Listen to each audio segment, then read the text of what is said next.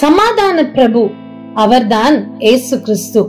இந்த உலகத்தில் அவர் வாழ்ந்த நாட்களில் அநேக தரம் ஜனங்களுக்கும் தன்னுடைய சீஷர்களுக்கும் அவர் சமாதான வார்த்தைகளை கூறினதை நாம் வேதத்தில் காணலாம். விசேஷமாக யோவான் 14வது அதிகாரம் 27வது வசனத்திலே இயேசு கிறிஸ்து இவ்விதமாய் கூறினார், சமாதானத்தை உங்களுக்கு வைத்து போகிறேன், என்னுடைய சமாதானத்தையே உங்களுக்கு கொடுக்கிறேன். உலகம் கொடுக்கிற பிரகாரம் நான் உங்களுக்கு கொடுக்கிறதில்லை.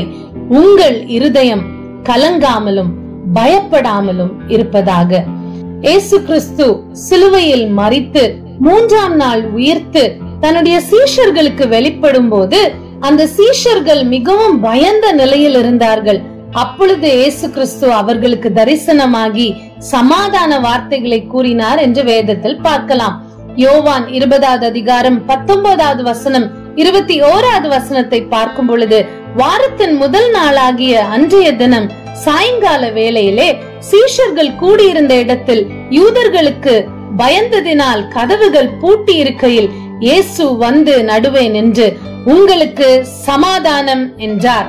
இயேசு மறுபடியும் அவர்களை நோக்கி, உங்களுக்கு சமாதானம் உண்டாவதாக, பிதா என்னை அனுப்பினது போல நானும் உங்களை அனுப்புகிறேன் என்று சொல்லி என்று வேதம் குறிப்பிடுகிறது. இந்த வேத பகுதியை நாம் பார்க்கும் பொழுது இயேசு கிறிஸ்து ஒரே நாளிலே 2 தரம் தன்னுடைய சீஷர்களை பார்த்து உங்களுக்கு சமாதானம், உங்களுக்கு சமாதானம் என்று சொன்னதை நாம் பார்க்க முடியும்.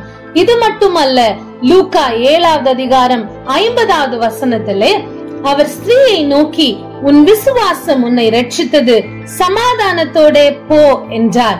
சீமோனின் வீட்டிற்கு வந்த ஸ்திரீயை பார்த்து இயேசு கிறிஸ்து சொல்லிய வார்த்தைகள் தான் இவை. அது மாத்திரமல்ல, மார்க்கு சுவிசேஷம் 5வது அதிகாரம் 34வது வசனத்தை நாம் பார்க்கும் பொழுது அங்கே அந்த பெரும்பாடுள்ள ஸ்திரீயை பார்த்து இயேசு என்ன சொன்னார் என்றால், அவர் அவளை பார்த்து, மகளே, உன் விசுவாசம் உன்னை ரட்சித்தது, நீ சமாதானத்தோட போய் உன் வேதனை நீங்கி சுகமாயிரு என்றார்.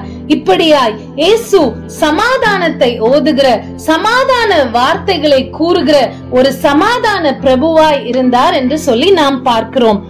அப்படிப்பட்ட சமாதான பிரபுவாகிய இயேசு கிறிஸ்து நாமும் கூட சமாதான வார்த்தைகளை பேச வேண்டும் என்றே விரும்புகிறார்.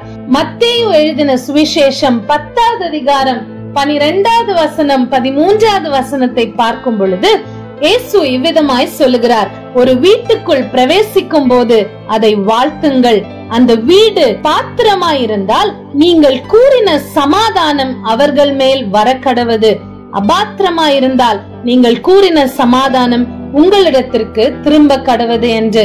ஆம், இயேசு கிறிஸ்துவை பின்பற்றுகிறவர்களாகிய நாம், இயேசுவின் சீஷர்களாகிய நாம் இந்த லெந்து காலத்திலே ஒரு தீர்மானம் எடுப்போம். ஆண்டவரே, என்னால் இயன்ற வரை நான் சமாதான வார்த்தைகளையே கூறுவேன் என்று சொல்லி ஒரு தீர்மானம் எடுப்போம். இயேசு கிறிஸ்துவை போல் பயந்து கலங்கி நடுக்கத்தோடு இருக்கிற மக்களுக்கு நாம் சமாதான வார்த்தைகளை கூறுவோமாக.